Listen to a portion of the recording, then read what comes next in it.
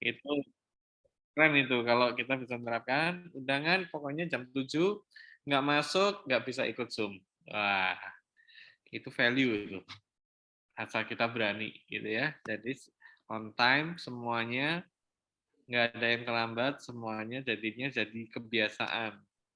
Gimana, setuju Bapak Ibu? Walaupun Ya, solusinya Setuju. cuma 2. setuju. Ya. Yuk kita mulai. Pak Ais, boleh buka dalam doa dulu Pak Ais. Pak Ais, boleh Ya. dibuka dalam doa. Oke, baik. Bapak Surgawi, Bapak yang baik, terima kasih di malam hari ini. Kami datang padamu lagi mengucap syukur dan terima kasih waktu ini di mana kami akan mendengar Presiden LP yang sudah diikuti oleh beberapa peserta, khususnya Kosio dan teman-teman. Kami memberkati supaya apa yang mendapat selama ikut LP ini kami boleh terima dan saling berbagi apa yang dapat sisi A, B, C, D dibagikan sehingga kami yang tidak ikut bisa mengerti. Terima kasih. Kami berdoa supaya itu memberkati semua. Nah, sinyal di setiap tempat di mana kami berada supaya boleh berjalan dengan baik. Dalam nama Tuhan Yesus kami buka acara ini. Haleluya. Amin. Amin. Oke. Oke, terima kasih Pak Ais. Terima kasih. Nah, Bapak Ibu sekalian, selamat malam. Ya, kita ngetos ya, ini acara santai aja. Karena ini acaranya ngetos, mestinya kita buka kamera biar bisa ngobrolnya enak, gitu ya. Nah, kalau tutup kamera nggak enak ngobrolnya, karena kita mau sharing, bukan mau presentasi kan. Kalau presentasi, Begitukah? Tunggu. ya, ayo pakai baju yang rapi dulu. Jangan pakai daster dan Bandari ya. Wah, ini mesti Bandari bisa pakai daster nih, ganti dulu nih. Sebenarnya nggak apa-apa, Bapak Ibu. Ini kita juga kemarin bersyukur ya, saya pribadi kemarin sangat bersyukur bisa ngikutin pelatihan NLP yang diadakan oleh Prive ya. Nggak tahu dari 9 orang yang kemarin hadir, selain saya ada nggak yang bersyukur untuk acara kemarin? Menurut Bapak Ibu yang hadir, acaranya oke nggak? Bagus banget, Bos. Bagus, Pak. Bagus, Coach. Bagus ya. Bagus. Nah, pertanyaan terakhir, ingat nggak saya kepada Pak Albert? Pertanyaan saya adalah, bisa nggak diadakan secara online? Kenapa? Karena saya tahu teman-teman yang di luar sana juga perlu dapat informasi pelatihan seperti ini, ya. Jadi cuman belum, karena menurut saya kemarin jawabannya itu karena mereka belum siap, jadi mereka belum bisa mengatakan ini akan dilakukan secara online ya. Walaupun sebetulnya harapan saya yang jawab sebetulnya Pak Albert sendiri, tapi diwakili Pak Benny yang menurut saya jawaban sama pertanyaan saya nggak nyambung.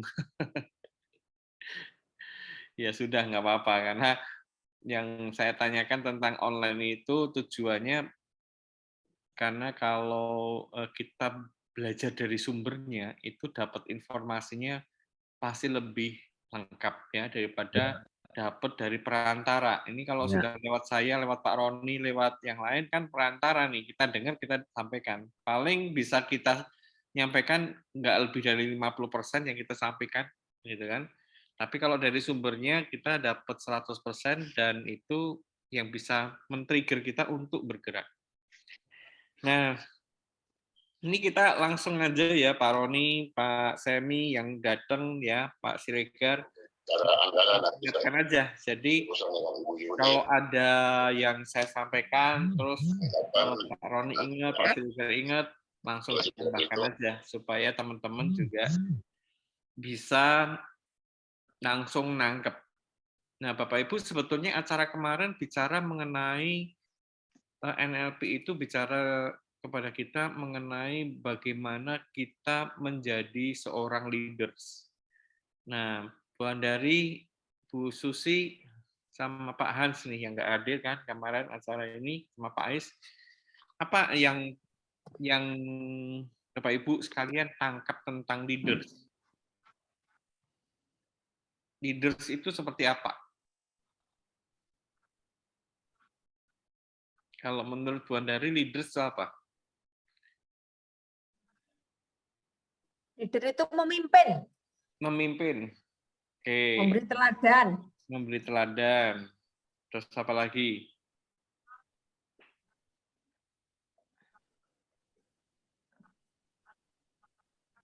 Punya cara. Gimana ya? Cara. Ada yang lain? teori lah. Bu Susi, Ada teori yang bisa diseberangkan. ada teori yang bisa diseberangkan. Jadi Menjadi penggerak kod. leader itu memimpin, memberi teladan. Ada apa tadi teori yang bisa diseberangkan. Jadi mengajar ya. Penggerak kata Mbak Susi, Coach. Apa Bu Susi? Menjadi penggerak kod. Jadi penggerak.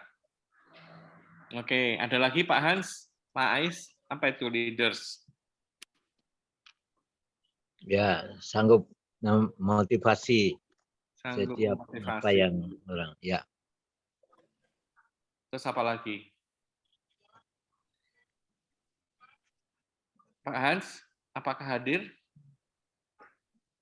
Ini pasti lagi sama nerapi ini Pak Hans. Nah, jadi Bapak Ibu, kita juga sama ya. Kemarin ketika dijawab nanya leader apa gitu ya. Kurang lebih jawabannya sama seperti Bapak Ibu semua ya. Tetapi ada hal kemarin Pak Albert sampaikan, sebetulnya apa sih yang paling penting dari seorang yang menjadi leaders? Kenapa kita jadi leaders? Ya, hari ini kalau kita di komunitas kita ada leaders, salah satu leaders yang kita pilih, apa sih peranan dia paling utama? Peran utamanya apa sebetulnya?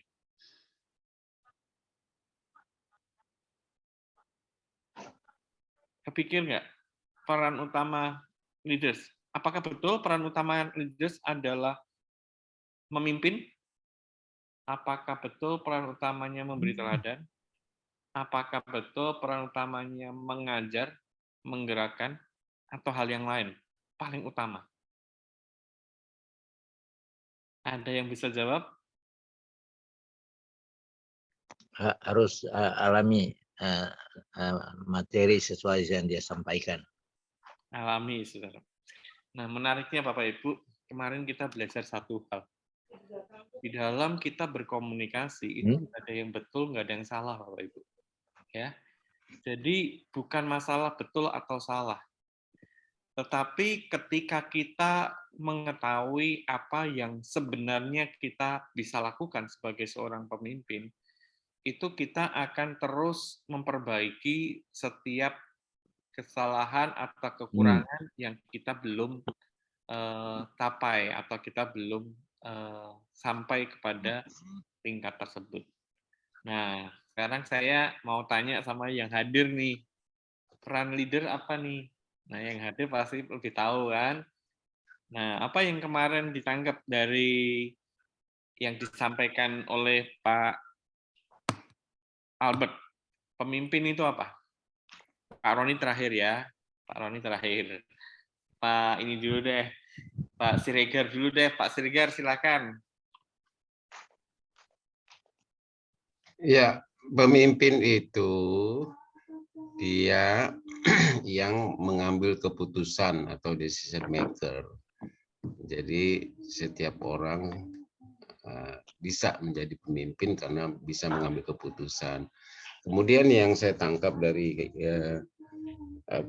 pertemuan kemarin seperti yang Kokso bilang barusan, ya kita sebagai pemimpin yang sesuatu terjadi itu masih dalam saya ingat itu masih dalam kondisi netral sampai suatu ketika kita memberikan masukan terhadap kondisi tersebut.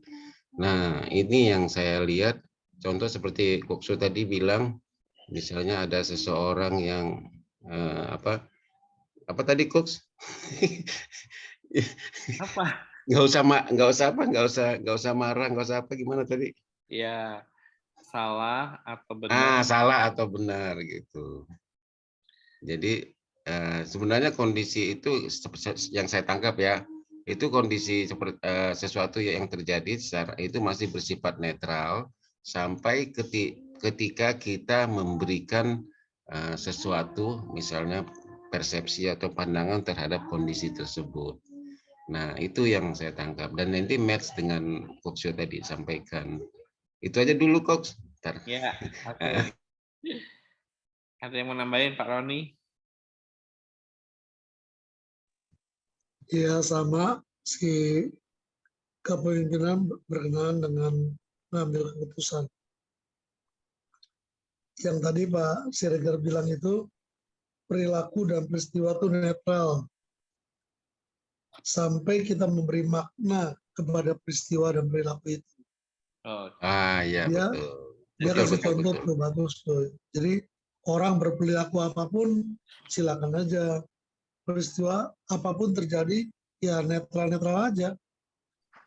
Kalau kita memberi maknanya A, ya jadi A, B ya jadi B.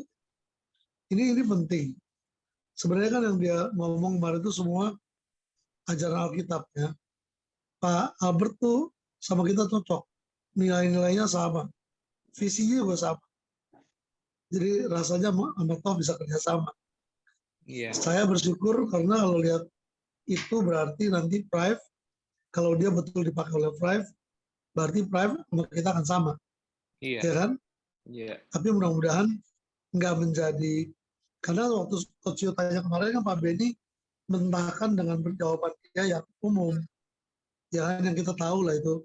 Yang penting kita kerjain aja semua apa-apa. Kita tahu. Ya Pak Benny memberi contoh apa yang dia kerjakan, ya boleh. Kita juga gitu kok. Ya kan?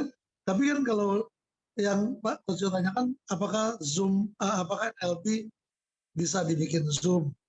Nah tadinya kan Pak Albert nggak mau ya. Tapi dia kelihatannya bilang, kalau didisiplin mau saya. Kira-kira gitu kan Coach ya. Iya. Cuman Pak Benny, ya yang penting kita bagaimana kita ini leader.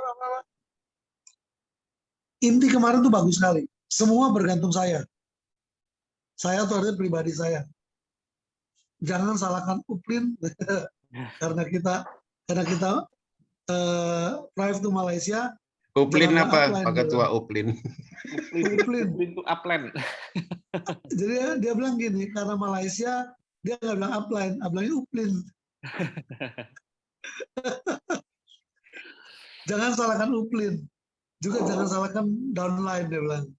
Yang salah kita, ya kan? Mereka jalan nggak jalan, kita mesti jalan. Ada dua tuh alasan, kenapa MLM nggak jalan. Ini bagus sekali tuh. Ya saya catat hampir semua, tapi ada bagian-bagian saya ketinggalan. Nah, itu catatannya Pak Misalnya Roni nih, dikasih ke saya tuh, Pak. oh ntar saya kirim ke Coach Yo ya. Semua saya forward, ntar Coach Yo rapiin ya. Iya. Ntar sebentar saya lihat ntar. Ini ada tadi, dia bilang ini. Sebentar. Saya lihat, baru saya lihat sekarang ini karena banyak salah ketik, karena cepet ya. Misalnya makna jadi makan gitu. Karena dia kan auto text. Ini sebentar ya, tadi ada contoh bagus nih. Ini contoh dia bilang nih. Misalnya dia bilang, orang pendapatan 10 juta dan 50 juta, mana lebih bagus, lebih bahagia? Ya kan? Semua jawab 50 juta lah normal. Tapi tiba-tiba dia bilang, kalau orang penghasilan 10 juta, pengeluarannya cuma 5 juta. Bahagia dia. Orang penghasilan 50 juta, pengeluaran 60 juta. Stres dia. Betul nggak Bapak Ibu? Nah, dia bilang jadi itu semua bergantung makna. Bagaimana ini ke kita kan? Kalau buat si A, 50 juta bahagianya ampun-ampun. Karena dia cuma keluar 7 juta sebulan. Bisa nabung 43 juta. Bisa buat 3 juta buat nabung, 40 juta buat misi kan? Gitu loh. Lalu dia bilang juga nih, sebentar, tadi hilang ada contoh lagi. Ini dia nih. kenapa orang susah buat komitmen di MLM? Ini menarik. Pertama, dia bilang risikonya nggak jelas.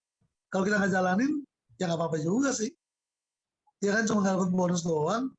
Tapi kan kita nggak hilang modal. Tapi kalau kita buka kafe, dia bilang, ibu dengan saya 500 juta. Kita bilang, bu hujan bu, kata kita jual es krim, kita jangan buka lah kafenya. Mana mau, 500 juta investnya. Biarpun jualan es krim, hujan tetap jualan. MLM, Bu Andari mau saya, bu, kita tunda aja ya bu ya. Masih bisa besok kali bu ya. Nggak apa-apa juga, soalnya nggak rugi banyak-banyak amat. Itu menarik tuh saya pikir. Kedua dia bilang, kegagalannya karena ketakutan nggak jelas. Dia bilang fear, ketakutan tuh. Fear tuh bisa ambil jadi singkatan buat dia. False evidence appearing real. Dia bilang kejatuhan sebagai sepertinya kelihatannya real. Kalau gagal nanti, padahal enggak juga. Nah satu lagi nih, banyak nih yang buat break the pattern. Ya kan? Jadi hancurkan polanya. Yang misalnya biasanya kita mulai terlambat 15 menit. Ya kan? So, menurut saya kita mundurin jadi 30 menit. Nah, itu break the pattern. Ini negatif. Tapi bisa juga dibalik kan. Kita bilang jam 7 mulai. Jam 7 kita mulai. Ya kan, kalau yang Coach Yon tadi bilang. Kan Pak Albert maunya on time. habis snack juga mundurnya lebih dari 4 jam itu. Pada makan pisang, makan tahu. 45 menit. Saya senang bener mundurnya lama. Kenapa saya bisa makan pisang 2 itu? Kalau saya Soalnya duduk di lama belakang. banget, Kalau duduk di belakang kan dekat snack, Pak. Iya. Nanti sebentar saya kirim ke Coach Yo ya. Jadi saya kalau kirim kan saya ngetik pakai WA ke saya sendiri. Jadi kalau saya kirim langsung mesti dia masuk urut ya. Betul nggak? Karena tulisan semua nggak ada gambar. Nggak ngurut juga buat saya, nanti saya acak-acak, saya bacain, saya urutin juga nanti. Iya, oke. Iya. Banyak ini. Jadi saya langsung, karena saya ketiknya sedikit, saya lempar, saya nggak kirim kemana-mana dulu karena saya mesti rapiin kan. Ya nanti kita rapiin dulu, baru kita kirim ke grup supaya mereka bacanya bagus, bener, nggak salah nangkep, ya. Iya. Nah, jadi sebentar ikut satu gini. Kebetulan kelihatan nih. Dia bilang berkali-kali, saya nih orang yang buruk, orang yang remedial, gagal. Jadi saya tidak ideal, tapi saya remedial. Ini keren menurut saya. Ya, saya ikut seminar rasanya mungkin berapa kali ya. Katakanlah seminar kepemimpinan atau bisnis macam ini, mungkin 20 kali lebih lah. Ya kan? Iya. Yang ini agak banyak. Aneh. Tapi nggak pernah ada seperti ini. Iya, betul. Dia kan selalu kasih contoh dia gagal. Betul Pak Ketua. Ya. Itu menarik sih. Itu satu hal yang berbeda dan justru itu membuat kita orang-orang yang masih gagal nggak merasa kita rendah diri. Iya. Iya. Kan? Kita merasa kita sama nih, tetapi bedanya dia sudah melewati masa yang dia harus sudah sadari gitu. Nah, jadi Bapak Ibu, training kemarin itu sebetulnya tadi saya baru tanya satu, tapi Pak Roni udah jabarinya banyak tuh, jadi udah bocorannya udah banyak ya. Itu harus bagian juga. Bagian. Lebih banyak lagi yang kita dapat Bapak Ibu ya. Tapi menariknya gini ya, kita juga lagi sama-sama belajar. Saya sampai terinspirasi, wah saya mau gaya saya untuk memimpin, saya mau contek tuh si Pak Albert. Kenapa? Karena dia transparan. Ya. Tipikalnya transparan, dia nggak malu menceritakan kondisinya dia, ya. Dia bahkan bilang bahwa tadinya saya itu money oriented, ya kan. Segala sesuatu kalau nggak ada hubungannya dengan duit dia nggak mau, ya kan. Tetapi ketika dia menyadari apa yang harus dia ubah, akhirnya dia ambil keputusan tadi. Nah, jadi Bapak Ibu, seorang leader itu adalah orang yang bisa ambil keputusan. Banyak di antara kita itu sebetulnya nggak pernah mengambil keputusan, Bapak Ibu. Kita cuma ikut-ikutan. Ya, sadar nggak sadar, selama ini kita sudah jadi leader atau kita cuma ikut-ikutan jadi leader. Ya, kalau kita sudah sadar kita ini jadi leader, kita ini mengambil keputusan atas tanggung jawab kita untuk kita sukses. Jadi sukses itu bukan tanggung jawab upline apa downline, tetapi sukses itu tanggung jawab kita sendiri. Nah, itu keputusan. Keputusan ketika kita bergabung di MLM itu bukan karena nggak enak nih saya udah diajak sama upline saya, ya udahlah saya ikut. Ya, kalau kita ikut hanya karena kita nggak enak, itu kita akan sulit untuk maju. Tapi kalau kita ikut ke dalam sebuah bisnis jaringan, itu karena keputusan yang kita ambil, karena kita ingin maju melalui bisnis jaringan, kita bisa melakukan hal-hal besar melalui bisnis jaringan. Ya kenapa? Karena kita yang mutusin, kita yang mau ada di kendaraan bisnis itu. Ya, jadi Bapak Ibu hari ini yang perlu ditekankan ke dalam setiap kita, ketika kita masuk ke dalam sebuah komunitas yang menjalankan bisnis jaringan, apakah kita memutuskan untuk bergabung itu karena kita sendiri mau, ya, atau karena kita hanya ikut-ikutan aja? Ya, saya mau bergabung. Kenapa? Karena saya tahu saya melalui cara ini saya bisa sukses. Nah, dari situ kita baru bisa men-trigger diri kita, ya, diri kita untuk kita menjadi seorang leader. Nah, ya, jadi pertama harus mengambil keputusan. Nah, ketika kita mengambil keputusan, kita bisa melakukan banyak hal. Kita bisa memimpin, kita bisa mulai mengatur, mengelola, memberi teladan, memberi apa. Karena keputusan pribadi kita sudah final. Kita nggak lagi dipengaruhi oleh orang lain. Bayangkan Bapak Ibu kalau kita mau maju, tapi saya harus nunggu orang lain pengaruhi saya dulu. Ya. Kan nggak mungkin bisa maju, Bapak Ibu. Nanti kalau misalkan gini, kenapa sih MLM kok saya nggak maju-maju sini? Habis Coach Jo nggak pernah ngajar sih sekarang. Waduh, berarti keberhasilan kita ditentukan oleh orang lain. Ya, kalau keberhasilan kita masih ditentukan oleh orang lain, berarti kita belum ambil keputusan yang benar, Bapak Ibu. Ya. Nah, jadi kemarin kita belajar bukan leadership, yang biasa kita dengar leadership kan, tapi leadership.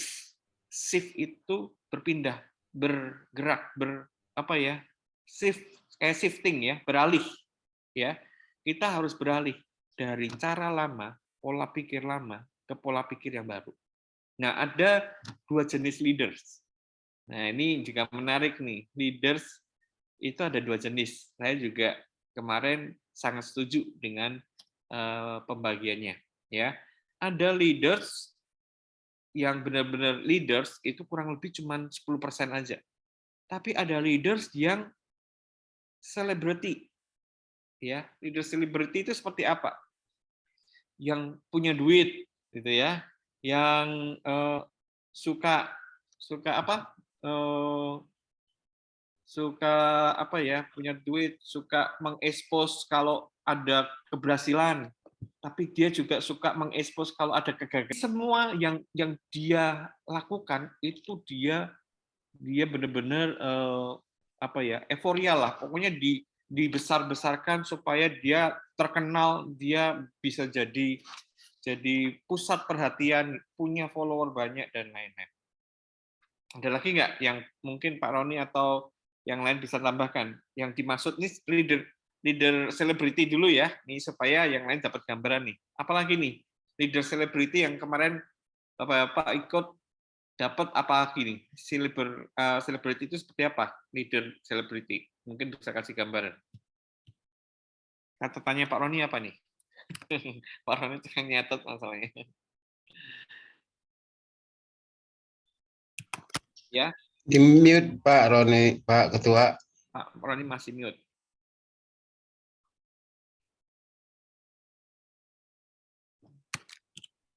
Oh ya, sorry, belum di unmute. Ya. Sebentar, saya baru kirim ke Coach Jo tuh. Leader selebriti ada tadi. Dia ada tulis itu betul 10% yang menjadi leader, yang sisanya tuh selebriti aja kalau yang berhasil. Dan mereka orang-orang yang orientasinya uang atau leadership yang nggak jelas, jangan di sistem. Ini bagus sih kira-kira. Ya kan? Biar aja mereka berhasil, tapi jangan di sistem. Jadi mana Iya. itu? Jadi mereka biasanya adalah orang-orang yang dalam tanda petik tidak mengutamakan attitude di dalam dia memimpin. Nah. Ya, kemarin apa yang membedakan leaders ya, yang benar-benar leaders sama leaders yang celebrity ya, yang membedakan adalah attitude, sikapnya dia, karakter ya. Kita sebagai seorang leader kita harus punya karakter. Karena apa? Karena kita harus punya nilai yang mana nilai kita inilah yang nanti akan membuat orang lain mau mengikuti kita. Ya. Ya. Nah, kalau kita punya nilai, orang lain misalkan mengenal kita sebagai orang yang bernilai, dimanapun kita berada, dimanapun kita sampaikan hal-hal yang kita berikan kepada mereka, mereka akan menghargai sebagai sebuah hal yang positif. Tetapi kalau kita tidak punya nilai, kira-kira kalau seperti selebriti gitu ya, kayak misalkan perceraian di-expose gitu ya, perselingkuhan, oh ini pacar saya baru nih gitu kan, di-expose. Karena selebriti kan benar-benar nggak peduli dengan nilai-nilai kehidupan sebagai pribadi gitu ya. Nah, jadi menarik sekali bahwa dari dua itu akhirnya bisa dibedakan ada 4 jenis leaders di dalam bisnis multi level ya. Nah, leader pertama itu adalah leader yang visioner. Wah, kita ini bagus sekali ya. TOF ini salah satunya V-nya kita sudah benar-benar ditunjukkan Tuhan, V-nya adalah visioner. Yes. Kenapa? Karena kalau orang itu visioner itu melihat jauh ke belakang, ke depan, gitu ya. Apa yang kita sama-sama mau capai, ya kita punya visi, ya kita tidak mengerjakan sesuatu tanpa visi, ya.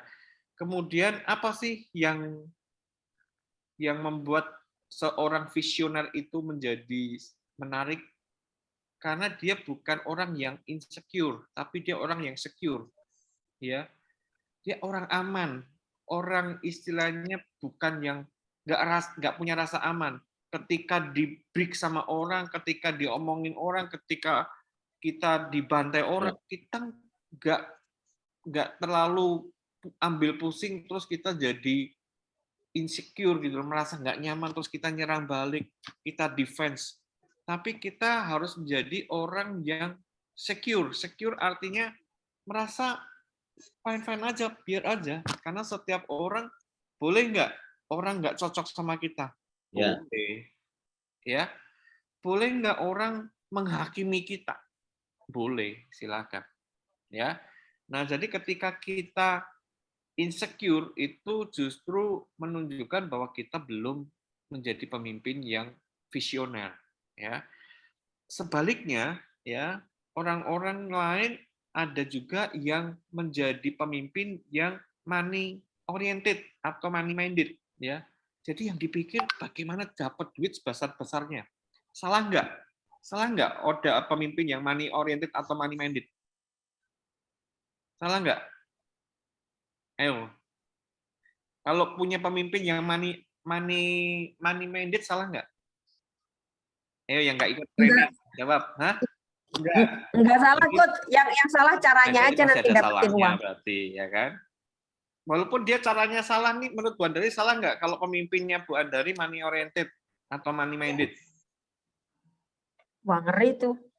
Tapi ada juga sih, ada juga memang. Ada juga ya, itu nggak salah juga, ya kan? Karena keputusannya dia memang dia memutuskan untuk uang yang jadi utama, ya kan? Tapi ya kita nggak perlu ikut-ikutan, ya kan? Itu kan keputusannya dia, bukan keputusannya kita. Ya kan? Keputusannya kita mungkin yang visioner tadi, karena kita dipanggil karena visi. Ya, bersyukur TOF ini sejak awal kita sudah punya ya nilai-nilai, kita punya visi, punya misi, sehingga kita nggak nggak bingung mau dibawa kemana Ya. komunitas ini, gitu ya. Nah, terus kemudian apa? Orang-orang yang money oriented itu biasanya dia insecure. Kemudian dia juga kalau visioner, orang-orang visioner itu I care. Tapi kalau orang yang pemimpin yang money minded itu who care. Ngerti ya? Bedanya I care sama who care. Who care peduli amat sih, emang saya peduli gitu ya. Lu mau gagal, mau sukses, suka duka lu lah gitu ya. Terserah lu gitu ya.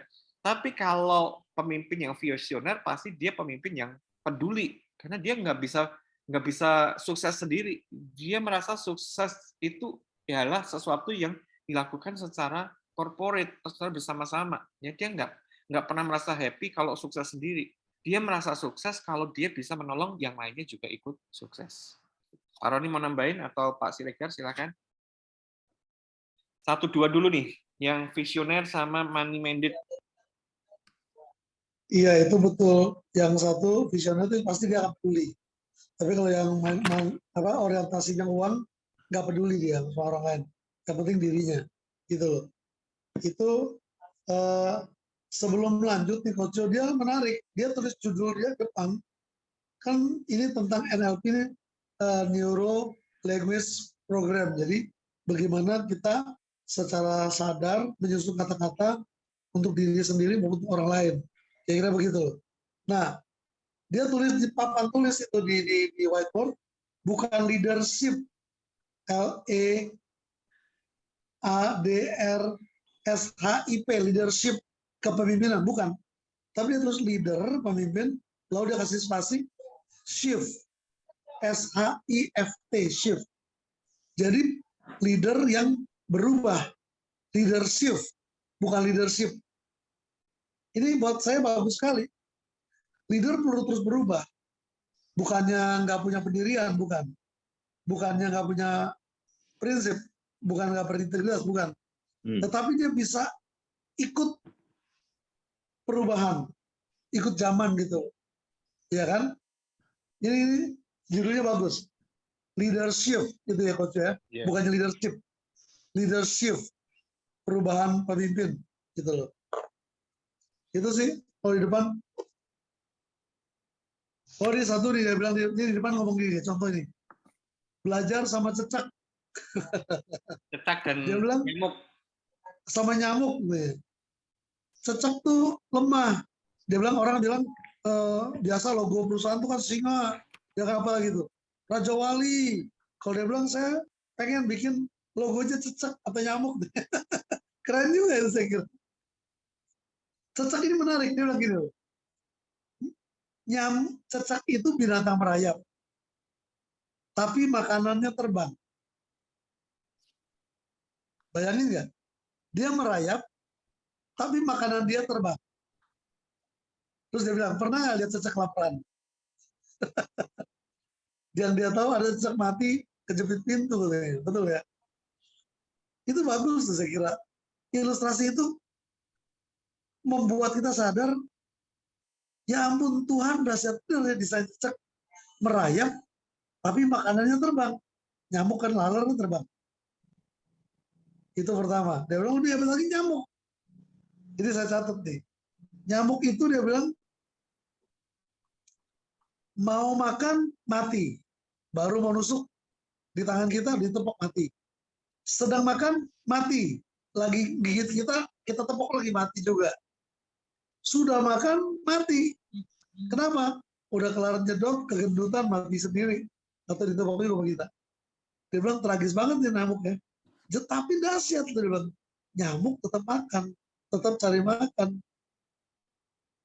Jadi kita bikin logo toh, cecak sama nyamuk nanti.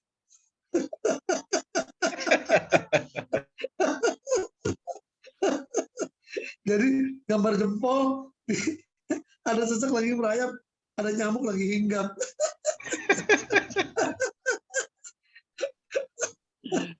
Ya Mas Semi ya, Mas Semi muncul. Ya, saya baru selesai rapat di sebelah, meeting virtual di sebelah, udah bisa gabung ke sini. Puji Tuhan. Ya. Jadi gini Pak Roni, kesimpulan dari nyamuk dan cecak itu artinya kita ini sebagai leader harus ikhlas. Wah, Ya, mantap itu tuh, kata tambah kuncinya. ikhlas. Karena ada kemarin disampaikan kan, pada ujung-ujungnya kita harus ikhlas. Betul. Kalau sudah ikhlas, kita nggak mungkin lagi money oriented, nggak mungkin lagi yang kesundul, nggak mungkin lagi yang kepepet itu. Adanya Pak. adalah visioner. Iya, mantap Mas Emi. Itu kata Kalau kuncinya visioner memang itu ikhlas. kan harus membangun. Apapun yang terjadi, kita tekadnya membangun. Iya, membangun orang ya. Ya, Makanya saya membangun bilang orang. cocok banget sama Tov ini. Visinya, nilainya sama semua. Ya, Ya, Kan cocok. tadi Coach Jo bilang kan di depan tuh ke pemimpin tuh mesti sikapnya, karakternya kan. ya, Kita kan Tov kan terpercaya, optimis. Terpercaya atau optimis itu karakter, ya, iya kan? ya, Orang beroptimis segagal apapun masih pikirannya maju, Ya. ya kan? Orang terpercaya digagalin, Nah, disusahin orang kayak apapun terpercaya. tetap bisa dipercaya. Artinya Tahu dia visi kan? semua orang Jelas. bisa mempercayai dia. Hmm. Jadi termasuk musuh pun kita nggak boleh musuhi, kita harus bangun dia supaya bertobat. Mantap itu. Jadi tidak Ya, buat orang silakan saya pemimpin yang visioner itu tidak boleh ada musuh dan memusuhi. Dia harus Oke. mempunyai hati yang lapang, pikiran yang positif, jiwa yang mau membangun orang. Seperti itu kira-kira Pak Roni. Terima kasih. Ya, jadi mantap. yang menarik Bapak Ibu ya. Jadi semua itu dimulai dari diri kita dulu masing-masing ya. Nah, kita ini kemarin lihat satu contoh yang sangat menarik ya, Pak Albert ya. Pak Albert itu bicara berkali-kali tentang dirinya loh. Itu saya loh ya.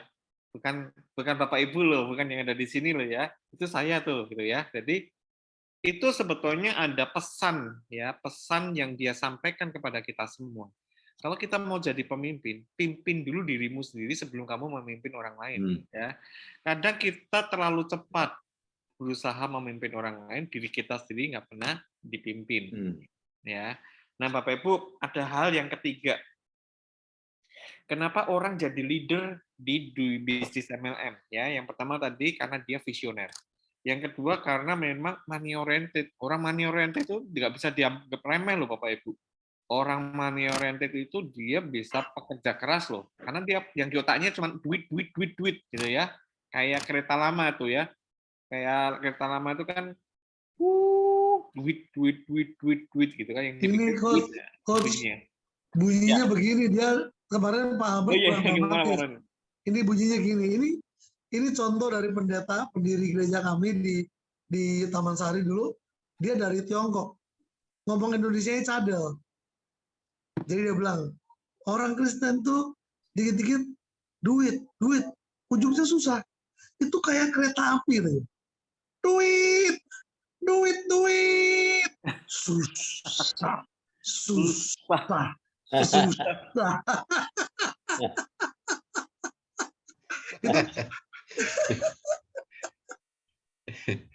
Iya. Ini dramatisnya. Silakan. Ya, Foto jadi yang tadi itu kok kita nggak terima di grup itu, foto yang tadi itu bareng-bareng dari top semua itu. Ada nanti dikirim, ada semua di grup. Udah ada. Ya. Nah, jadi ya, yang ketiga apa? Ada jenis leader yang leader kepepet itu gimana? Kemarin kelihatannya ya, saya menangkap yang dijelaskan oleh Pak Albert itu antara yang ketiga dan keempat penjelasannya sama. Kesundul itu yang keempat, yang dijelaskan nama kepepet sama. Kalau menurut saya yang dijelaskan nomor 3 Pak Albert, kepepet itu gimana Bapak Ibu? Leader yang kepepet. Kalau saya lihat gini Bapak Ibu, leader yang kepepet itu adalah orang yang sudah masuk ke dalam bisnis jaringan, tetapi dia sebetulnya bukan tipe orang bisnis jaringan, bukan pemain jaringan, bukan memutuskan untuk sukses di jaringan. Tapi dia merasa kepepet karena dia sudah mendapatkan orang-orang yang ada di jaringannya dia. Jadi jangan sampai Bapak Ibu kita ini jadi leader yang kepepet. Ya udah terlanjur masuk, terus kita ya wis gimana, nggak enak saya sama Pak Roni, sama Coach Jo, sama Coach Oscar sudah terlanjur ada di top. Nah itu kepepet Bapak Ibu. Ya, mau suksesnya kepepet karena nggak enak. Nah itu bukan keputusan pribadi, kita nggak boleh kepepet. Tapi karena kita tahu kita bisa sukses karena kita mau sukses. Jadi nggak ada istilah kepepet. Nah yang keempat adalah kesundul. Nah kesundul tuh gini, itu orang bilang orang yang hoki, ya kan? Naruh orang satu di sebelah jalan. Nah itu hoki kan? Nggak ngapa-ngapain, jaringannya terus gede, sama donanya, halo Pak, ya, dihormati, di apa, karena dia posisinya di atas. Itu leader yang kesundul, ya, karena kemurahan kebaikan Tuhan, dia dikasih tuh, dikasih di satu kiri, ada di yang 4 digambarkan tadi, supaya kita punya gambaran. Kita jangan jadi leader yang money oriented, kita jangan jadi yang kepepet, kita juga jangan jadi yang kesundul. Tapi jadilah sama-sama seperti yang kita mau lakukan di TOF, yaitu jadi leader yang visioner. Ya, oke, dari saya itu ada tambahan nggak dari yang lain? Silakan, ayo yang lain mau nambahin nggak? Wah, Pastor Carlos baru masuk nih, tinggalan. Oke, kalau nggak ada yang lain, nah sekarang kiat suksesnya nih, mau nggak kiat suksesnya? Tertarik nggak? Ingin tahu kiat suksesnya untuk jadi leaders di MLM? Shalom, Pastor Carlos. Waduh, kita sudah 1 jam ngobrol nih, Pastor Carlos masuk baru nih. nyampe rumah. Baru nyampe ya. Ya, nanti kita kasih rekamannya ya, biar bisa ngikutin. Oke, kiat sukses. Kiat sukses itu dimulai dari kesadaran, nomor 1.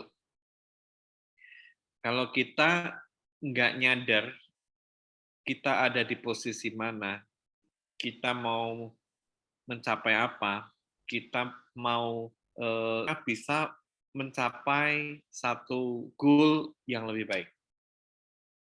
Ya, jadi kesadaran dulu nih, kita ini ketika kita sudah ambil keputusan untuk jadi leader, kita harus sadar dulu nih. Nah, untuk saat kita miliki itu adalah ikhlas. Nah, Bapak Ibu, selama pernah bisa ngalamin yang namanya sukses. Kunci sukses nomor 1 itu ikhlas, Bapak Ibu. Kita sadar bahwa kita pastor sama Coach Oscar. Coach, apa bedanya ikhlas sama tulus? Saya bilang itu. Beda, Coach. Saya bilang itu. Apa bedanya? Saya agak susah bedain ikhlas sama tulus. Kalau tulus itu karena kita lakukan dari dalam. Kalau kita memberikan perhatian ke orang, kita memberikan sesuatu kepada orang lain, itu tulus. Itu keluar dari lubuk hati kita paling dalam, itu tulus. Tapi kalau ikhlas, itu dari luar. Ikhlas itu kita diperlakukan nggak baik, kita nggak bisa ngomong, saya tulus kok dilakukan, nggak bisa. Saya ikhlas. Ya, kalau saya punya leader saya nggak bagus, saya ikhlas. Kalau downline saya nggak bagus, saya juga ikhlas. Ya kan? Kenapa? Orang ikhlas itu karena dia sadar bahwa 100% kesuksesannya dia itu dipengaruhi karena dia yang ingin sukses. Dia yang ingin maju. Bukan karena uplin dan downline. Ya, jadi Bapak Ibu, kalaupun ada bantuan dari upline, dari downline, ya kita perlu bersyukur. Tetapi kalau nggak ada, upline-nya lupa nih sama kita, downline-nya lupa sama kita. Kalau kita sadar bahwa kita harus sukses, ya, kita ikhlas, kita tetap akan maju, ya. Bahkan sebetulnya Bapak Ibu kemarin agak ini dia katakan gini, sebetulnya Bapak Ibu yang perlu Bapak Ibu pikirkan itu bukan dari posisi Bapak Ibu ke atas, tapi dari posisi Bapak Ibu ke bawah. Kenapa? Karena namanya bisnis jaringan itu yang menentukan kita itu sukses atau enggak itu sebetulnya ketika kita sudah dalam satu titik dan di bawah kita itu berkembang atau enggak. Karena perkembangan atas enggak ada pengaruhnya dengan kita, ya. Pengaruh kita adalah kita dan ke bawah kita. Kita perlu bagaimana supaya kita sukses, kita perlu perhatikan dari posisi kita ke bawah. Ya. Nah, jadi Bapak Ibu, sekali lagi, kiat sukses itu kita harus sadar. Nah, kenapa kita sering gagal di dalam bisnis MLM? Ini sekarang pertanyaan dulu nih. Menurut Bapak Ibu, faktor paling dominan yang membuat kita gagal di bisnis MLM, itu kenapa? Nggak fokus. Nggak fokus. Apalagi?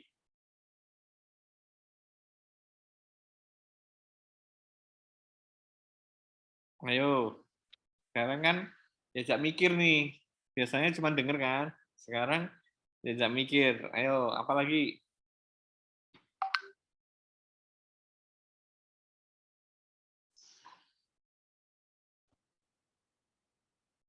Ayo, 3 aja deh, 3. Nggak fokus. Terus apa lagi? Masa cuma gara-gara nggak fokus gagal? Nggak konsisten. Nggak konsisten. Apa lagi? Malas. Malas. Apa lagi? Ayo, 2 lagi. Nggak bisa kerja sama. Nggak bisa kerja sama. 1 lagi deh, 1 lagi. Betul semua, nggak ada yang salah. Tapi ada faktor paling dominan. Nggak mengerti. Oke, ya ada 5 hal tadi ya. Tapi Bapak Ibu, yang paling dominan bukan itu. Yang paling dominan itu adalah baper, bawa perasaan.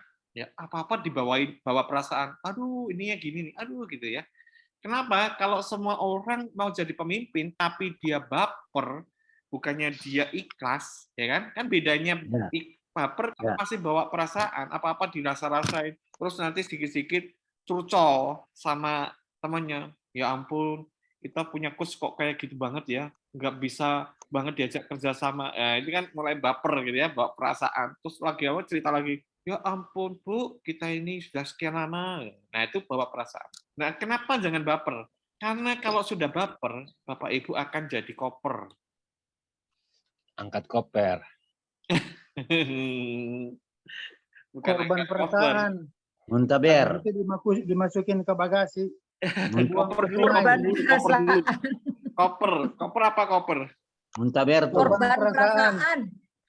Betul Mbak Dari ya. Ketika kita baper itu sebenarnya kita jadi orang-orang yang koper, korban perasaan. Akhirnya nggak maju-maju karena apa? Karena ngurusin perasaan terus ya kan. Perasaan saya, perasaan. Nah itu jadi itu kita perlu sadari sama-sama. Jangan kita kejebak di kondisi seperti itu. Sehingga apa? Itulah yang membuat kita jadi baper, jadi koper, akhirnya kita masuk bagasi. Apa itu bagasi? Kagak, susah iya. Bagasi itu bahagia gak, susah iya. Ya kan? Mau nggak kita jadi kayak gitu? Kan jangan kan? Kita udah punya visi yang luar biasa, dalam komunitas yang luar biasa, sungguh amat baik, tapi ya itu nggak jadi bahagia, yang ada susah gitu ya. Karena apa? Masih baper dan koper gitu. Ya. Jadi kuncinya Bapak Ibu ikhlas. Ikhlas. Bapak Ibu terjemahkan sendiri arti kata ikhlas seperti apa. Coba kita lakukan segala sesuatu dengan rasa ikhlas. Ya. Nah, ikhlas ya Bapak Ibu bisa artikan sendirilah gimana cara ikhlasnya ya. Nah, dari saya itu dulu, tambah lagi dari Pak Roni mungkin. Kalau jadi orang-orang yang nggak benar apa namanya jangan jadi orang suka komplain, ngeblame. Sebentar saya cari tulisannya biar nggak salah. Catatannya Pak Roni komplit banget loh. Saya catatannya nggak komplit. Saya jalan-jalan terus. Nah ini orang yang suka menyalahkan adalah orang yang suka ngeblame. Kan bahasa Inggrisnya blame ya. Tapi dia bilang dia suka ingat orang Singapura kalau ngomong blame, blame. Jadinya apa ya? Blame. Bukan blame, lame. Lame itu payah kan ya artinya ya. Jadi kalau blame lame menjadi payah. Kalau orang suka ngeblame itu orang payah gitu intinya. Keren sih gitu. Jadi kalau jangan suka ngeblame, suka komplain, suka menyalahkan gitu kan. Kalau orang macam ini dia bilang, ya tulisnya B.lem, bilem, jadi orang payah gitu. Gitu. Apalagi? Itu sih saya kira sebenarnya kalau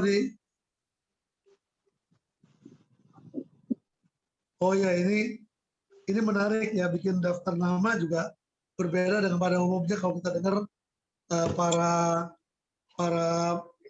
pembicara bicara tentang bikin daftar nama, ya kan? Ring 1 keluarga, orang-orang dekat, orang percaya sama kita. Ring 2 teman-teman yang jauh. Ring 3 kenalan, siapa punya kenalan gitu kan? Kira-kira begitu kan biasa kan? Nah dia kemarin menarik, dia bilang kalau tulis daftar nama, tulis daftar nama orang-orang yang mau ditolong. Itu tough banget kan? Betul nggak? Kita dari dulu itu kan? Kita nggak mikirin tuh kakak kita, adik kita. Kan cara-cara MLM biasa gitu kan ya? Orang-orang dekat kita siapa nih? Pasangan kita, orang tua kita. Enggak. Kita mikirin siapa? Yang mau ditolong siapa ya? Ya kan? Cocok begitu. Makanya saya bilang, ih, Pak Albert ini bicara semuanya top punya ini. Ya kan? Begitu. Lalu, ini menarik nih, dia bilang, kalau orang nolak gimana? Ya nggak apa-apa. Kan nanti kalau kita dapat bonus, dia bilang, kita traktir orang yang nolak itu makan. Pakai bonus kita. Keren loh menurut saya. Ini luar biasa loh. Kita ajak orang yang nolak kita di MLM, di jaringan, kita lebih dapat bonus, kita ajak dia makan. Lu banyak duit lu? Iya. Gue dapat duit dari jaringan. Itu taruh bara api di kepala dia ya. Gitu loh. Terus satu lagi dia bilang nih. Wah, kok tadi hilang.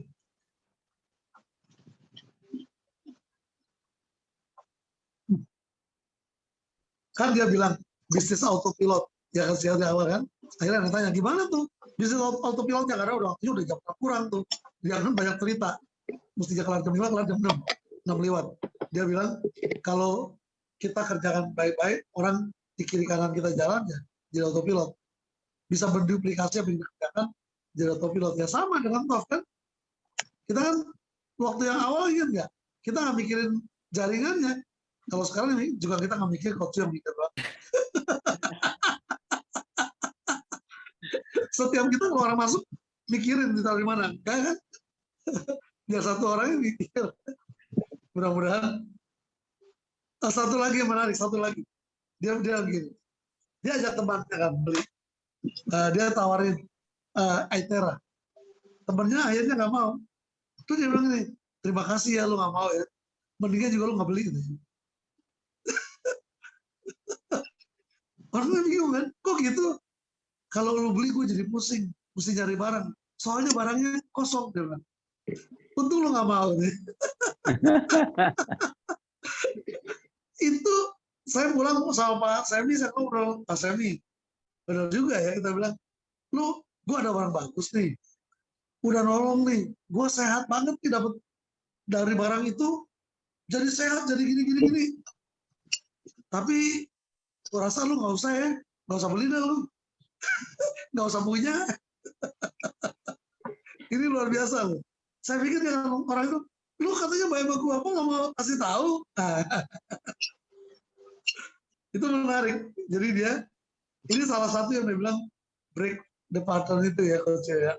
Iya. Buat saya, yang biasa kita lakukan, yang gagal jangan dilakukan lagi ya. Lakukan yang baru. Ya. Itu menarik.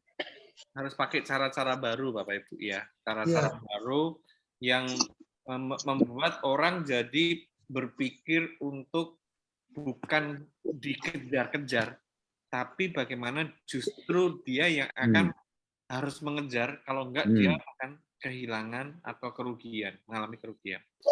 Nah, jadi contoh nih, kemarin dia sampaikan satu hal yang langsung saya catat, ini bagus nih, untuk jadi judul sebuah image gitu ya. Dia katakan gini, jangan bilang sehat kalau masih minum obat. Ya. Ya. Nah, coba kita kasih gambar itu kepada orang lain kan, pasti dia bertanya, maksudnya apa kalau nggak minum obat bisa sehat gitu maksudnya? Dan pasti dia akan telepon kan, maksud lu apa sih jangan minum obat? Emang ada cara yang sehat tanpa harus minum obat? Baru kita cerita. Nah, belum tahu kan ada cara sehat tanpa minum obat gitu. Ya, jadi kata-kata yang kita berikan kepada orang lain jangan membuat mereka terasa terintimidasi sehingga belum apa-apa dia sudah menghindar dari kita. Ya. Ada cerita yang dia sampaikan ketika ada orang yang mau dihubungi dia, banyak sekali yang karena ketakutan dia nggak berani terima, akhirnya suruh orang lain yang terima, istrinya suruh terima, anaknya suruh terima, bilang lagi toilet, lagi apa gitu ya. Nah, orang-orang seperti itu kenapa? Karena sudah trauma dengan yang namanya MLM, ya kan? Ya. Ketika ditawarin MLM, mereka sudah langsung menghindar, ya. Nah, kita pun juga harus pintar-pintar kita untuk kita mengajak orang masuk ke dalam bisnis ini. Karena apa? Ada banyak orang yang sudah trauma dengan MLM. Kalau kita belum sudah ngomong langsung di muka MLM, pasti kita termasuk orang-orang yang akan dihindari. Ya. Tetapi menariknya gini, dia sampaikan juga gini, Bapak Ibu. Ketika ada orang ya yang istilahnya punya belas kasihan, ini yang sebaliknya. Kan tipe orang macam-macam ya. Ada orang nih yang niat kita jadi dia kasih gitu. Tadinya dia nggak mau beli, tetapi niat kita jualan terus dia kasihan. Ya udah sini aku beli deh, produknya berapa sih? Gitu ya. Nah itu sebaiknya kita nggak terima Bapak Ibu. Ya. Kenapa kita nggak terima? Karena itu akan menurunkan nilai kita. Nilai kualitas produknya diturunkan sama dia. Dia cuman membeli karena belas kasihan sama kita, tapi dia nggak ngerti manfaat dari produk itu sendiri. Ya. Nah itu sebetulnya kalau saya nangkep gitu, dia udah ngomong kita harus istilahnya punya sikap terhadap orang-orang yang merendahkan kita hanya seolah-olah kita cuma butuh duit. Padahal kita mau memberikan informasi yang bermanfaat buat dia supaya dia bisa mengalami hidup yang sehat, ya kan? Tapi yang ditangkap oleh orang itu adalah kita butuh duit. Itu. Jadi kita belajar untuk tidak merasa apa ya, jangan sampai kita dianggap apa yang kita lakukan itu sekedar kita cari duit. Ya. Ya. Karena kita mau melakukan ini bersama-sama karena kita mau berdampak. Karena kita mau semakin banyak orang yang sehat. Di usia yang semakin lanjut, bukan semakin banyak penyakit, tetapi semakin sehat menggunakan terapi Aethera Care. Gitu. Terus ketika kita tidak menghargai, itu profesi kita sebagai pembangun jaringan tadi, kita sendiri nggak hargai, ya, maka kita akan tidak dihargai oleh orang-orang yang tidak menghargai profesi kita, ya. Jadi jangan sampai kita akhirnya nggak dihargai karena profesi kita. Profesi kita sebagai seorang bisnismen, seorang pelaku bisnis MLM, jangan sampai kita direndahkan hanya karena mereka punya duit, ya. Dia punya uang, dia nggak butuh produknya, dia cuma ngasih duit supaya nggak direcokin sama kita. Itu berarti kita dianggap rendah. Ya, padahal kita tulus, ikhlas memberikan kepada mereka informasi supaya dia mengalami hidup yang sehat. Ya, terus apa lagi? Jangan jadi orang yang saya tambahin dulu tentang jika itu. tidak mau. Nah, ini terus tambahan sedikit lagi nih, Bapak Ibu. Menghadapi orang-orang yang seperti itu, kita bisa sampaikan hal ini. Ketika mereka ketemu sama orang-orang seperti kita, terus dia bilang, saya tahu kamu cuma mau memanfaatkan saya. Banyak nggak kita lagi nawarin orang terus karena mereka kadang sudah merasa dekat sama kita, kamu mah cuma memanfaatkan saya. Gitu. Nah, ketika ada orang ngomong gitu, apa yang perlu kita sampaikan? Oh, kalau kayak gitu mulai sekarang jangan jadi orang yang bermanfaat, ya. Jika tidak mau dimanfaatkan orang, gitu. Itu langsung dia pasti akan merasa, wah, kok salah ternyata omongan saya ya, gitu. Orang-orang yang merasa kita memanfaatkan, kita balik aja. Kalau gitu mulai sekarang jangan jadi orang yang bermanfaat buat orang. Ya. Kenapa? Karena kamu memang tidak mau dimanfaatkan kan? Jangan jadi orang yang bermanfaat buat orang lain. Di mana orang yang tidak mau hidupnya bermanfaat buat orang lain? Kan semua orang kan kepengen hidupnya bermanfaat buat orang lain kan? Itu. Nah, jadi banyak lah ya Bapak Ibu, kemarin kita datang itu nggak rugi lah. Pokoknya saya nyerap ilmunya cukup banyak gitu ya. Jadi ketika saya dapat pelajaran-pelajaran seperti itu tuh jadi kayak tambah pengetahuan, tambah knowledge gitu ya. Sehingga kita bisa tahu cara berkomunikasi yang lebih baik ya. NLP itu sebetulnya salah satu cara komunikasinya itu menurut saya sangat bagus sih. Pak Albert itu cara berkomunikasinya kalau lihat orangnya sih kelihatannya kayak wah sih kelihatannya gimana ya, kelihatannya penampilannya nggak meyakinkan gitu ya. Tapi ketika dia membawakan sesi itu jam ngantuk loh Bapak Ibu. Nggak ada yang ngantuk menurut saya. Semuanya menikmatin obrolannya dia. Ya kadang lucu, kadang serius, kadang ini, dan cara menyampaikannya dia itu berbeda Bapak Ibu ya. Saya juga kepengen belajar gimana ya cara menyampaikan yang benar-benar cair gitu ya, ke semua orang bisa dapat apa ya. Ya saya sih dapat sesuatu pada dia. Silakan yang lain coba nambahin. Pak Semi, Pak ini saya taruh nih ternyata banyak. Malah ditutup. Iya, Coach, saya tambahin sedikit tentang bervisi ya. Sebentar Pak Semi ya. Pak Semi mau bicara di sini. Nah, jadi dia bilang kan orang yang money oriented, ya silakan aja, tapi jangan masuk dalam sistem. Itu silakan aja buat pilihan dia kan. Jadi ya kita nggak bisa larang orang. Tapi yang dia bilang, bagus ini. Yang dalam sistem harus bervisi. Visinya memajukan perusahaan.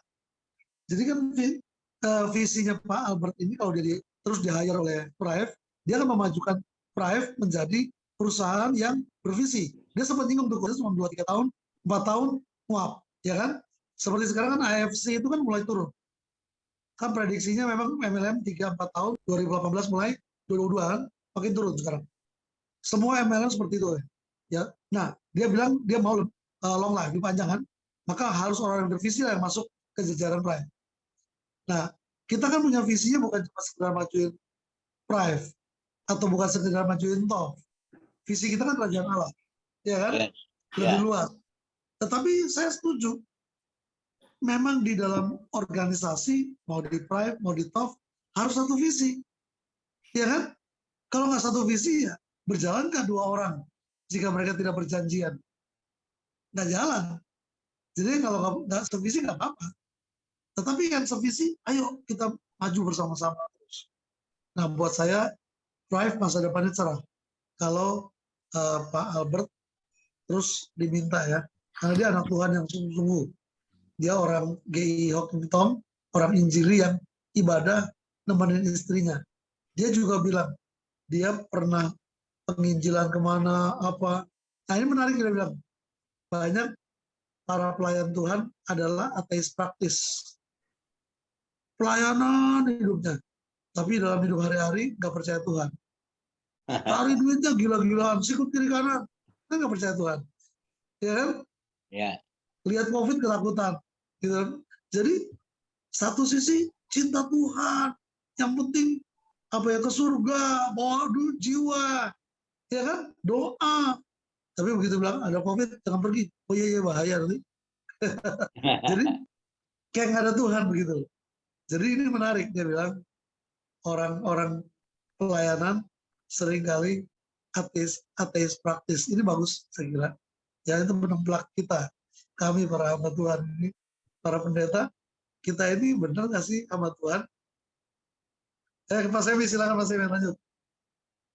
Ya, saya tambahkan sedikit yang disampaikan oleh Pak Roni. Jadi dia maksud ateis praktis itu artinya kita memang kelihatan di luar betul-betul seperti orang kudus. Betul-betul kudus karena aktivitas pelayanannya itu luar biasa ya, mungkin suaranya bagus gitu kan sehingga mantap. Tapi dalam kehidupan sehari-hari di luar mimbar itu, di luar gedung tempat ibadah itu ya kudis gitu kan. Ya misalnya kan kita sering lihat juga dan dengar PL yang luar biasa. Setelah selesai pimpin pujian, masuk khotbah, dia turun, keluar, mau pindah ke gereja sebelah untuk ngejar PK-nya, mobil kehalang orang lain diparkir, dia panggil tukang parkir, dia maki-maki itu kan. Nah, kan gitu tuh. kenapa lu parkir mobil gak tahu aturan, lu nggak tahu gua ditunggu di sana nih. Kenapa di sana? Kalau di sini 1,5 juta, di sana 2 juta. Ah, lu gimana sih lo? Kejar setoran ya Pak ya. Iya, makanya katanya kalau mau lihat mobil ngebut hari Minggu itu pasti pelayan Tuhan atau hamba Tuhan. Itu dia. Itu contoh kecil. Dia juga sampaikan kemarin kan, kelihatan suami istri pendeta ini, waduh, kalau di gereja buset, bukan main ya, lemah lembut, kudus. Tapi ternyata mereka sudah cerai, cuma tetap satu rumah, tapi pisah ranjang, takut korban anak-anak, kan gitu-gitu tuh kan. Makanya ditekankan juga sebagai pemimpin kita juga harus betul-betul dia sadari betul bahwa ternyata parenting itu penting. Keluarga itu sangat penting dimulai keluarga. Maka kan dia remedial kan, dia bilang saya dikasih kesadaran Tuhan dan puji Tuhan dikasih kesempatan. Ada orang lain sadar tapi tidak punya kesempatan. Dia kasih contoh itu yang orang kaya baru itu kan, yang memang betul dia usia 56. Jadi dia beli anggur itu, saya ada dapat itu orang dekatnya Pak Terawan itu. Sudah cuci otak, sudah stem cell, lalu ulang tahun ke-56 dia beli itu anggur persis. Anggurnya itu 56 tahun usianya itu. 700 juta. Habis minum itu, 2-3 hari kemudian kena COVID, parah, mati. Gitu. Jadi, saya kira itu yang kita mesti punya juga di dalam, semangat kita di TOF ini. Gitu. Jadi betul-betul kita berdoa, kita tahu kita manusia penuh dengan keterbatasan, jangan salah loh, Paus di Roma aja pun bisa jatuh dalam dosa. Padahal itu orang suci. Ya. Tidak juga terlalu ketat, tapi kita harus fleksibel juga ya. Tapi harus tetap di dalam kekudusan, nggak boleh berdosa. Harus tetap dalam kekudusan, tetap kita harus mengikuti caranya Tuhan. Ya. Nah, itu pengalaman mungkin Pak Albert punya pengalaman itu dia bagikan. Nah, apa yang dia sudah bagikan itu saya harapkan juga, mari ini untuk kita mendapat banyak pengetahuan, knowledge yang baru. Kita semakin diperlengkapi ke depannya, kita semakin lagi berdoa sungguh-sungguh, apalagi sepakat visi misinya supaya bisa berjalan. Karena kita punya visi, kita punya misi berjalan sesuai dengan kehendak Tuhan yang pasti berhasil. Walaupun memang bukan berarti jalan mulus ya, seperti Paulus juga dalam pengalamannya penuh dengan tantangan penderitaan, tapi dia sampai pada garis akhir dengan luar biasa. Saya pikir itu yang kita lakukan. Terima kasih.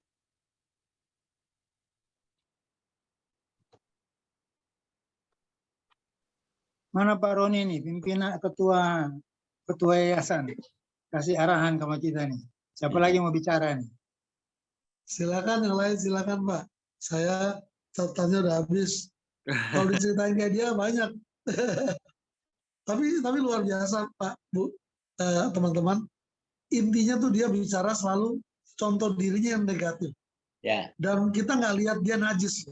Betul nggak, Coach Yo? Pak Sami ya, Pak Sregar. Kita lihat dia ceritain dirinya kurang dan salah, tapi kita lihat seperti orang suci. Betul ya Pak Sami ya? Ya. Itu orang cuma pakai kaos oblong tuh di tengah antara Coach Yo sama saya di tempat di gambarnya Pak Sregar tuh. Itu orang mungkin umurnya 55 kali ya Coach Yo ya, sekitar itu ya. Ada kurang lebih ya. Kira-kira itulah, dia lebih tua saya sedikit pasti, tapi lebih tua dari Coach Yo. Antara saya dan Coach Yo dia lah. Nah, itu menarik cerita-cerita dia tuh. Dan saya pikir kemarin kita di mobil juga ngobrol sama Pak Siotan juga bilang, ini orang yang gambar dirinya udah beres. Iya kan? Iya.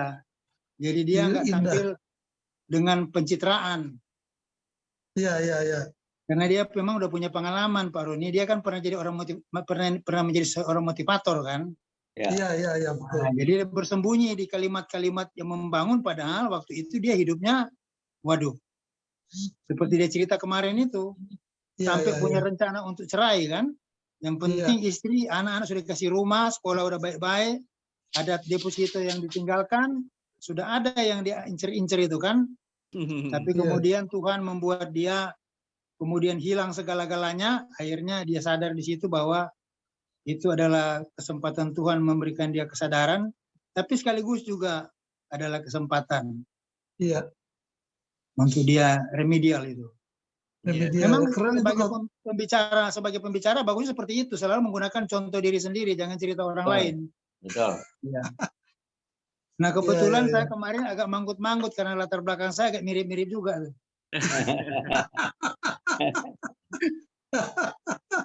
Ya, Jadi- saya misalnya sehari ini kan nggak punya istri. Kita ini kan laki-laki pernah nikah, Pak. Iya Iya. kan? Ya saya berdoa kan saya sering digodain teman-teman. Gimana Pak Sami itu ada janda, ada ini, ada itu ya kan di grup kami gitu. Saya bilang kalau butuh teman hidup saya butuh sih. Tapi saya juga nggak mau jadi konyol sekali gitu. Terutama konyol sama anak-anak, Pak. Iya, iya, iya. Jadi memang Pak Roni, menurut analisa ya, ini analisa saya tidak bisa sebut dari mana, ada siapa orangnya.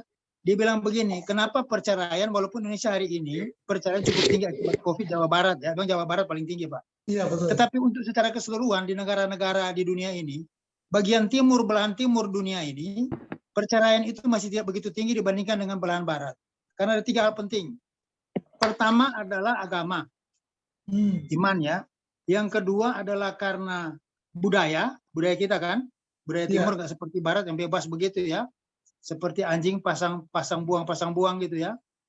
Lalu yang ketiga karena keluarga, ikatan keluarga. Betul, Nah itu sedikit menolong. betul. Nah, mungkin dia kalau nggak ada pertimbangan begitu waktu itu udah pergi dia sama perempuan yang lain itu kalau dia nggak takut anak-anak itu Betul. kan nanti rusak. Betul, betul. Iya. Sebetulnya ini kesadaran yang paling penting kita miliki itu adalah kita sadar bahwa tujuan iblis itu menghancurkan keluarga. Keluarga. Itu. Ya, jadi ketika kita menyadari, oh iya kita target iblis nih supaya hancur. Karena iblis nggak takut kita rajin ke gereja, iblis nggak takut kita bicara tentang firman, tapi iblis takut kita ini sungguh-sungguh sama Tuhan, taat sama Tuhan, Ya.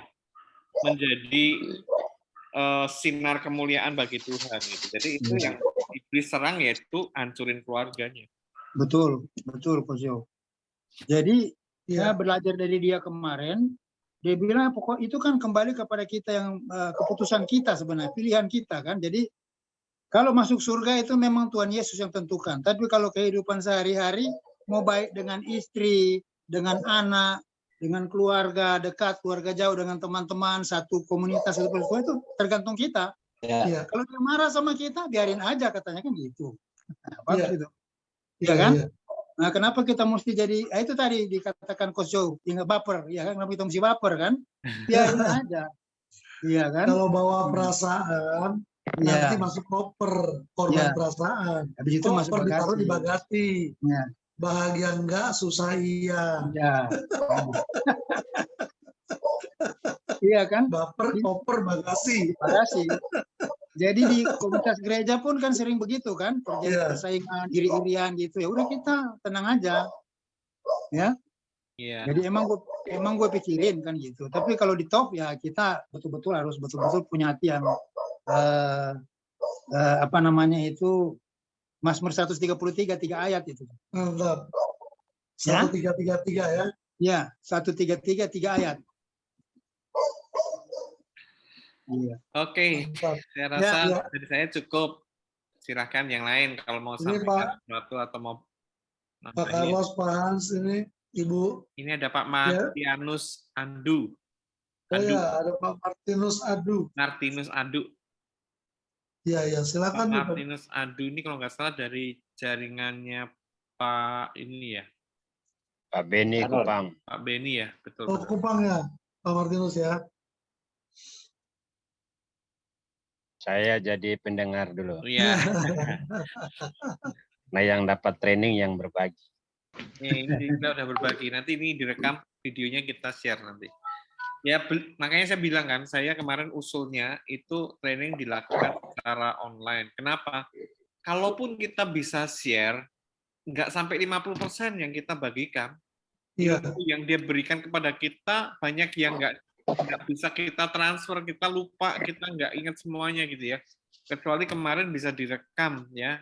Sayangnya kemarin rekamannya belum sempurna hasilnya, jadi nggak bisa dipelajari oleh teman-teman yang ada di luar Jabodetabek ya.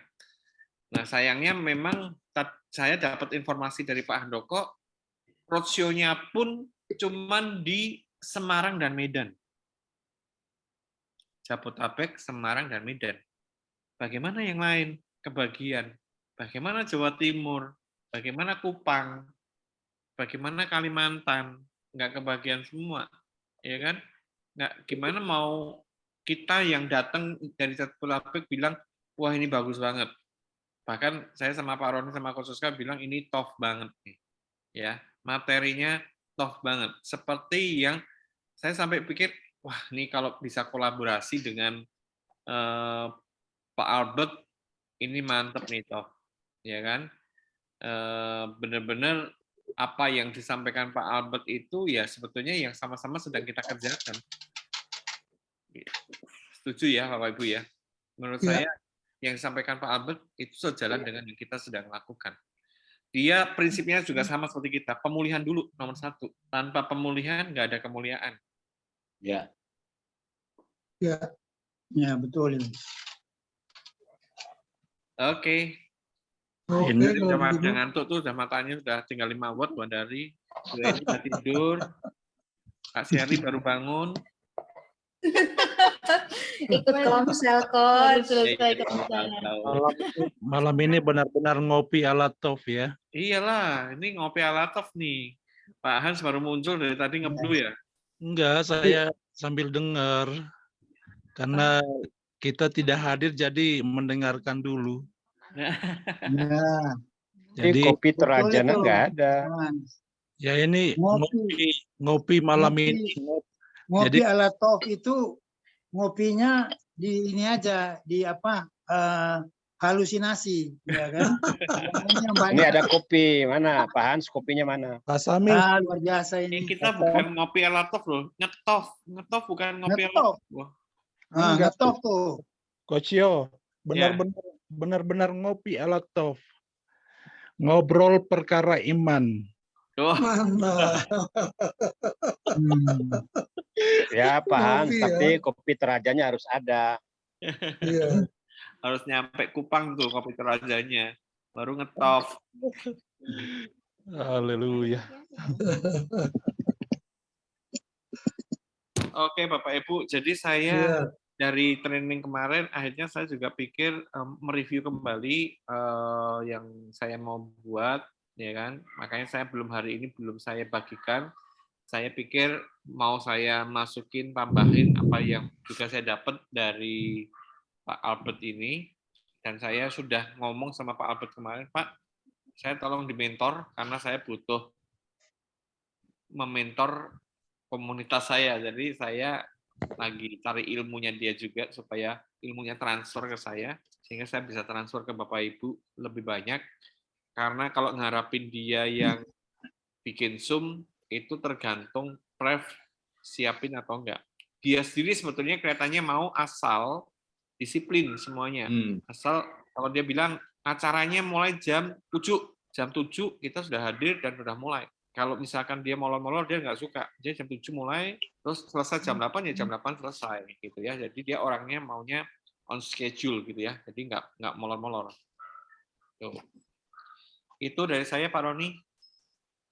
Ada yang mau bertanya, ada yang mau menyampaikan sesuatu? Kalau nggak ada kita tutup. Besok ada doa pagi. Betul ya, besok ya? Besok belum, Besok besok, Jumat. kan Kamis. Jumat. Besok Jumat. Coach. Masih Jumat ya? Coach mau cepet-cepet malam mingguan. Oh iya, kemarin tuh saya nggak bisa pagi-pagi udah jalan ke puncak ya. Iya.